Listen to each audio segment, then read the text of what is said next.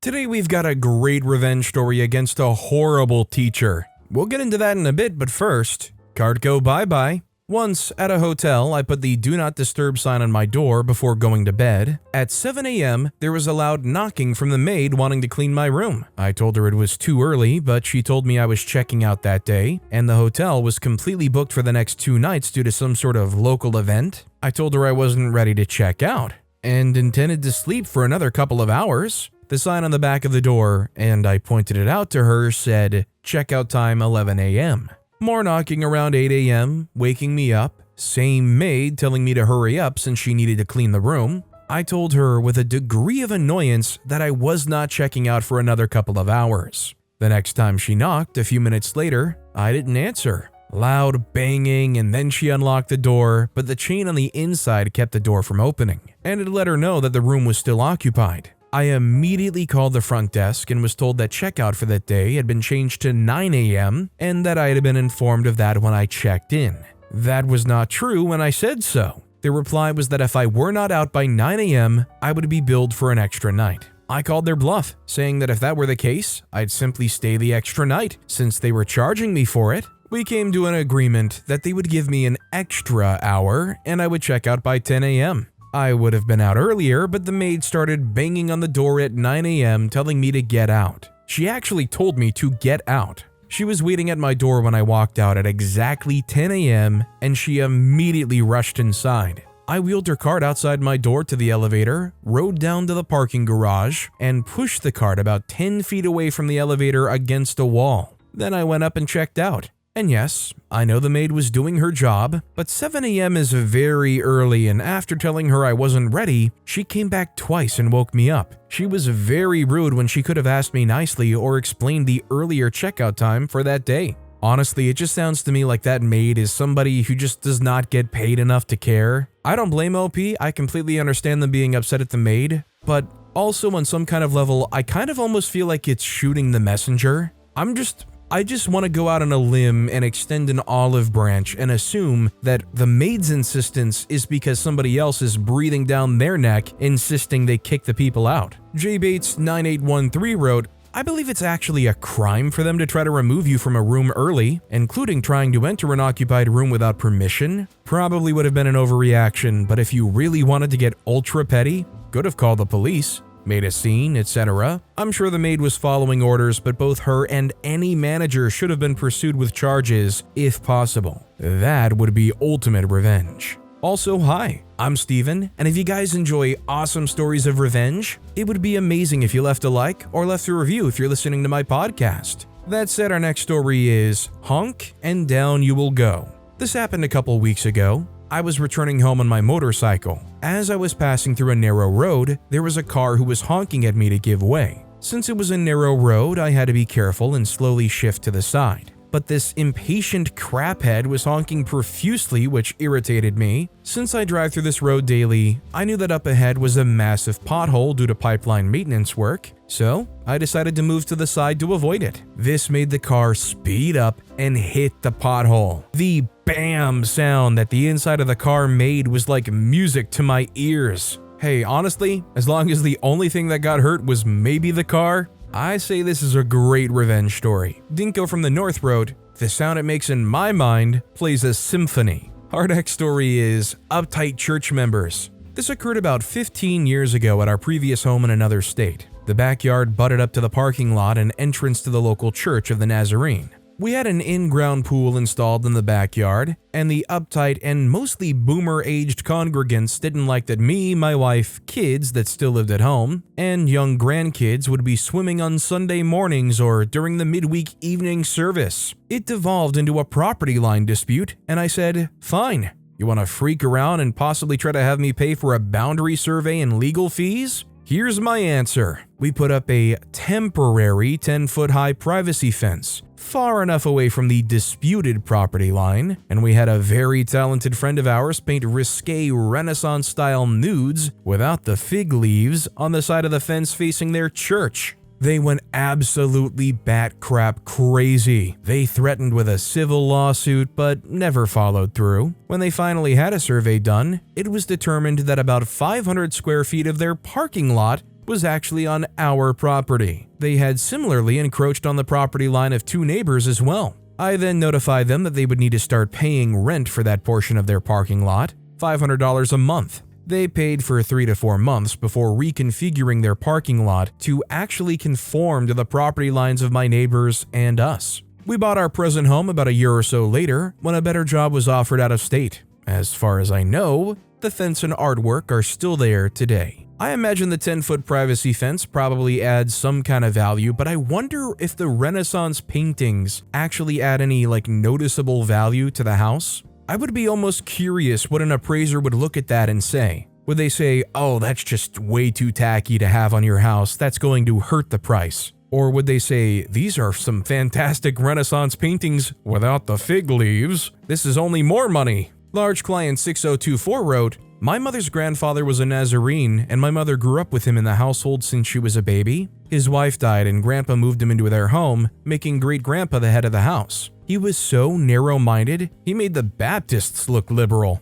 Bible reading only, no newspapers, radio, or TV on Sunday, until his radio show came on. Girls needed to take care of the home and gardens, no boy companionship unless they were from church. Ultra-modest clothing, no makeup, perfumes allowed in the house, corporal punishment for any infractions by the girls. The boys had separate rules that were much more lenient, allowing them to abuse their sisters, seemingly with his blessing. They are holier than thou, and their rules are for you, not for them." OP responded saying, "Yes, I should have added that this particular congregation was the one that my wife grew up in. It was her hometown, and her parents were some of the worst members. She left it when she was 18 because she'd known for years growing up that it was nothing but a cult. I'm a liberal Lutheran, so I can't even fathom the stories that she's told me about growing up in that sect, which you and she describe nearly identically." Our next story is Sling Homophobic Slurs? Say bye-bye to your car. So I live in a progressive neighborhood in my city. Me and my wife live in a little mother-in-law house behind another house. The couple that lives in the main house is a young gay couple and is very proud of their lifestyle. Since it's June, they put up a big pride flag on the front gate, like they do every year. Well, I guess the neighbors across the street didn't seem to like that and would yell out slurs whenever one of the boys up front were outside. They even went as far as ripping the flag down, which meant they had to come into the property by about 20 feet. I chalk it up to jerks being jerks. Then a few days later, a couple of teenage boys from the house across the street were intentionally throwing their football and hitting my car, laughing and using more homophobic slurs. So I decided to go out there and mean mug the crap out of them. Told them I better not find any marks on my car. Next day, I see that they've thrown glass bottles on the ground all around my car. I ended up cutting my toe on some of it cleaning it up. I'm done with this crap. Their property has overgrown grass, a basketball hoop blocking the sidewalk, mattresses piled on top of a dead car in their driveway, trash all over the porch, and an inoperable Suburban parked in front of their house. The teenage boys like to smoke in it, and I've seen someone sleeping in it overnight, so I jumped on our city's 311 app and got parking enforcement and code enforcement to write them up. They had 3 days to move the Suburban before it got towed. The city ended up dragging their feet and took 7 days, but I saw on the app today that it had been towed away. No more smoke spot, and now I saw their grandmother on the porch hitting them with a slipper and loading up some mattresses into the bed of a truck. Freak around and find out. Yeah, sadly, these people just kind of strike me as flameouts that are just kind of biding their time until, well, they fully flame out. Hey, you never know, maybe what OP did is actually going to be a spark that ignites them to try to turn their lives around. You know, do something actually productive rather than throwing a football at somebody else's car. Sydney 1 wrote, "I have that same crap here. They act all tough, but last time I confronted him about coming on my lawn for any reason again, he wasn't going to like it. He yelled and screamed as he walked away. Him and his buddy were all high on meth and came into my driveway and smashed a window on my car. Like 11 at night. So cops came and I told them who did it. Idiot rednecks forgot I'm in IT and I have a camera pointing directly at the street. It showed them on the porch. One went inside for the bat, then them sneaking around and bam, then they run off. Did I forget to mention it was in a night vision camera? 2K also? Yeah, got them in full view. I gave a copy to them. They went across the street to get them. I was taping my back window shut so nothing got in, and 5 or 6 cop cars come down the street. Looks like they forgot to put the meth away. 4 people, including them, got 60 years for meth production. Stupid people. Our next story is, let your dog bark at me, get mud trampled into your house. I walk my dog twice a day.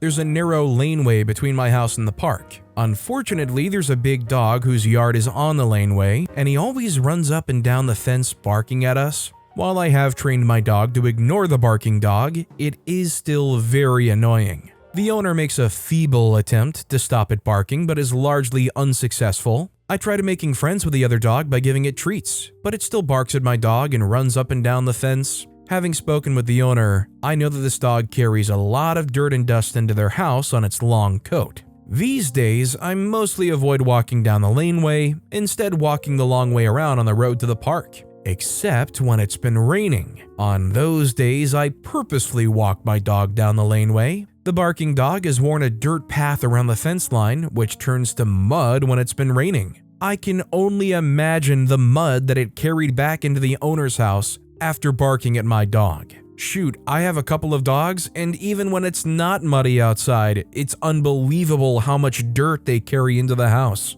I swear at the end of every single day there is just a mountain of dirt right by the door. At this point, my Roomba is arguing with me to try to get some paid time off. CDN Kuda wrote, I have a German Shepherd. She even barks at me when I'm on the other side of the fence. Dog is just doing its job, guarding its territory. Used to have a neighbor with a pug and it loved to bark at our shepherd and run along the fence with my dog. As the pug got old, the owner would carry it up the lane and put it down at our yard so it could bark and play at the fence. Our next story is, stop banging on the bathroom doors and pulling at the handle constantly, or you're gonna have a bad time. This is really super simple and just a small petty thing that I do while I have the opportunity to do it. So at my job, we have a restroom on either side of the building, but the restroom is only a single stall room. It's fine dining, so there's usually a lot of hoity-toity customers. Without fail, every time I'm in there, a customer is either banging on the door or pulling at the door handle repeatedly, and I don't think they realize that they can also be heard from outside the door. I can hear when they're huffing and puffing and when they're tapping their feet impatiently or talking crap under their breath. It happens at least once a day, and it's extremely rude and annoying. Like, in what world will pulling on the door handle repeatedly magically make the door unlock when it was clearly locked the first time you tried? Well, I just so happen to be in a boot due to a fractured metatarsal, and I definitely use it to my advantage when things like this happen. Every time I hear someone being incredibly impatient, I add a little extra hobble to my walk, and I slowly hobble out with a concerned look on my face and say, sorry.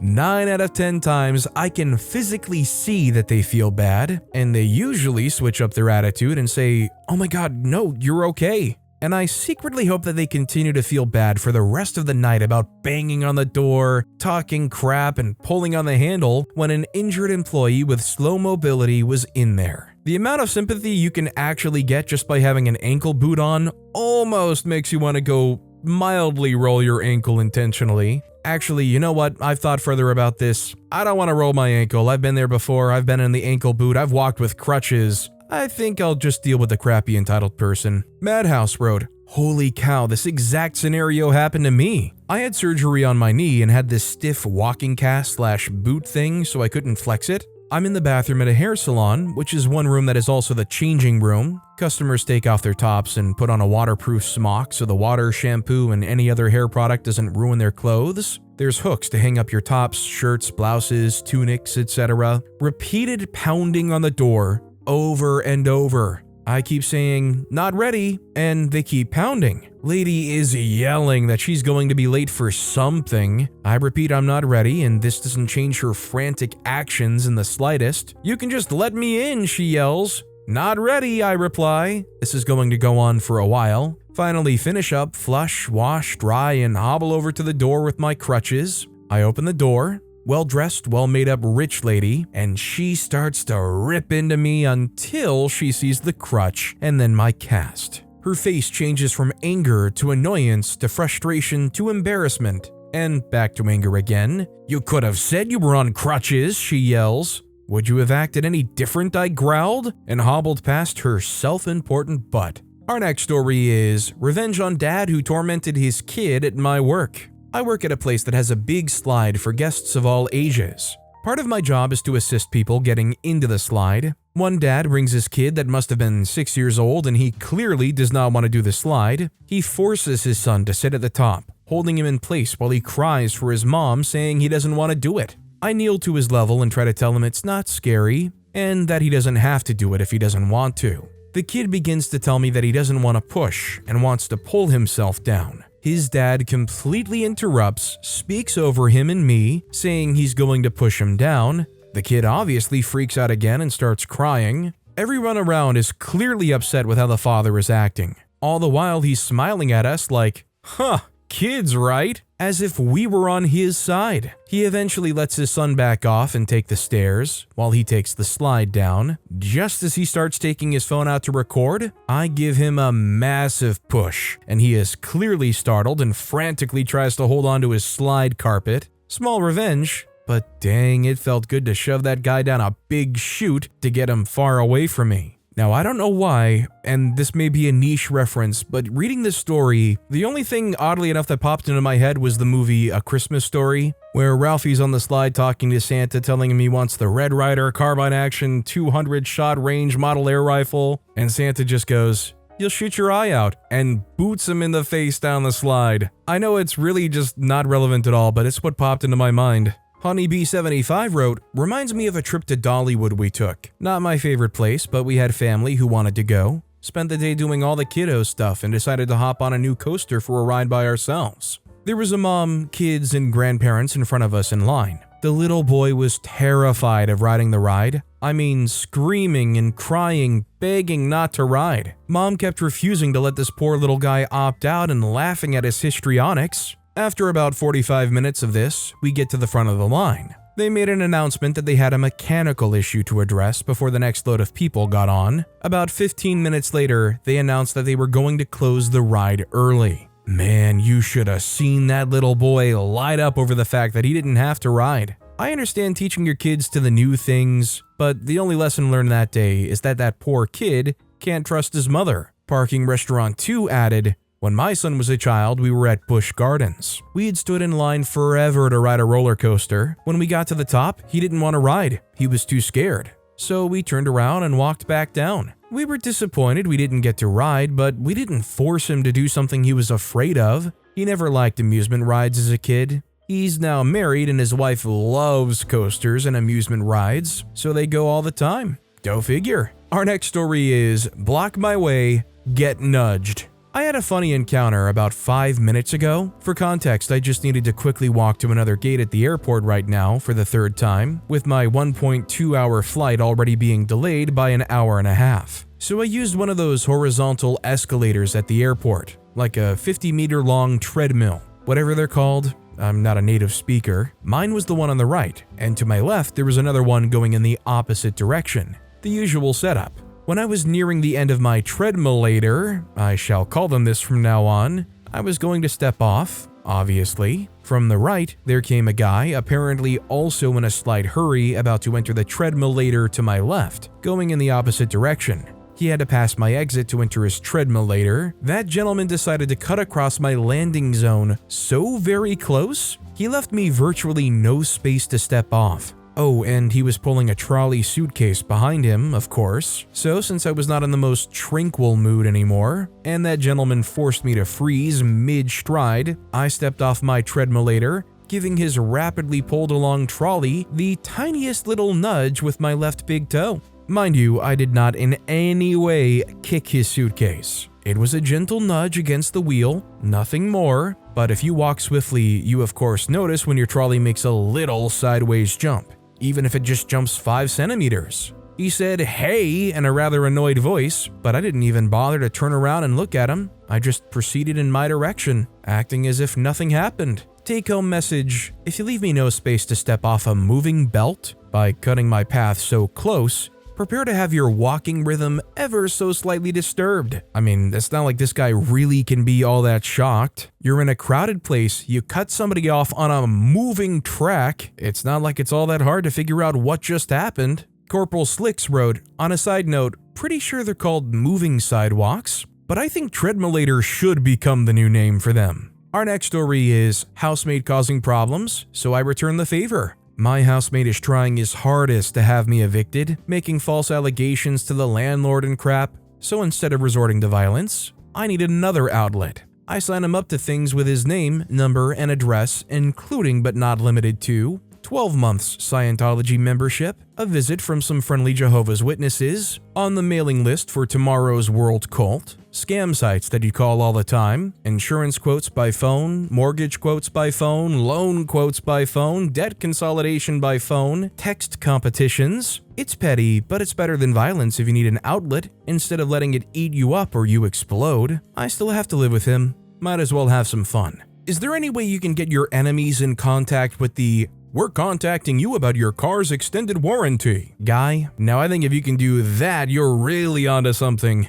Fishbrain Dory wrote, "Indeed better than violence. He also probably won't know how these things all keep happening to him." Our next story is running into a horrible old boss. This might not be a really satisfying petty revenge story, but it still gives me a weird sense of satisfaction when I think of it. Last year, I was visiting my hometown for Christmas. I was about to leave the department store. It was already starting to rain, so I began running towards my car in the almost deserted parking lot when I noticed a woman walking only a few feet right in front of me carrying 2 huge packed plastic bags. Suddenly, one of the bags she was carrying burst open. All of her groceries, canned food, fruits, and whatnot spilled onto the ground. I quickly approached her and said, "Oh, let me help you," as I tried to help her pick everything up from the ground, and then we looked at each other. Surprise, surprise, it was my old boss from a previous job that I'd left a few years earlier. She was a horrible human being. Her anger erupted over the most mundane things. She would berate,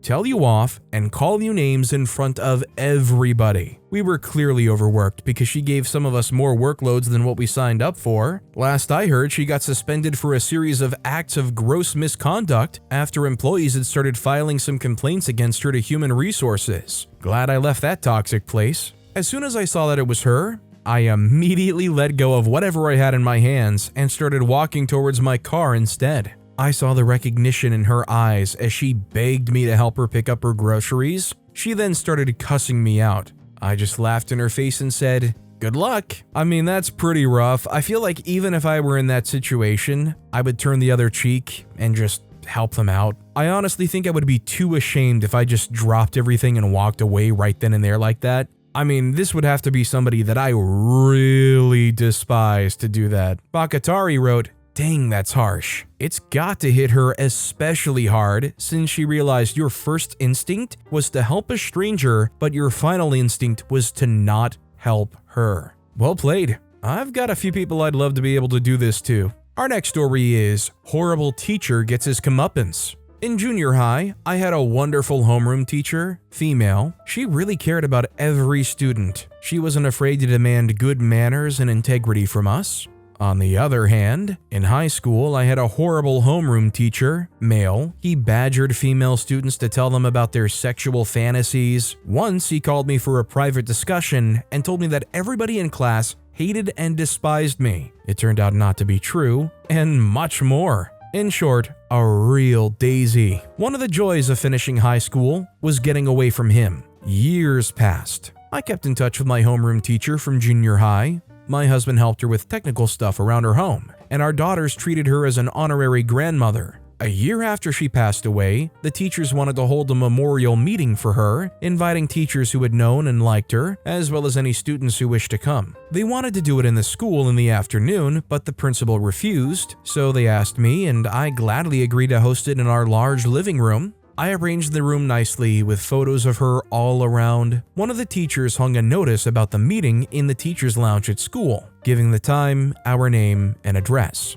The time came and people started coming in, and the creep of a homeroom teacher also came. He hadn't realized it was my home, since I'd taken my husband's surname. When I opened the door and he saw me, he started and froze. I politely invited him in. The meeting was really good, stories were told, feelings were expressed, and we really felt her presence in our memories. And he sat silent and abashed and hardly said a word the whole time. It was a subtle, sweet revenge to see this bully finally cowed. Edit, People asked, very justifiably, why this guy wasn't prosecuted, or at least fired for sexual harassment. I graduated high school in 1970. Standards for what constituted improper teacher behavior were sadly much different from what they are now. This wasn't the only issue of sexual harassment in the school. Yeah, this guy is a certified creeper. Not like us. Archangel Artemis wrote, the guy was an actual PDF file. OP responded by saying, by today's standards, he was definitely a predator, but this was over 50 years ago and standards there were different. Sexual harassment of female students by male teachers was,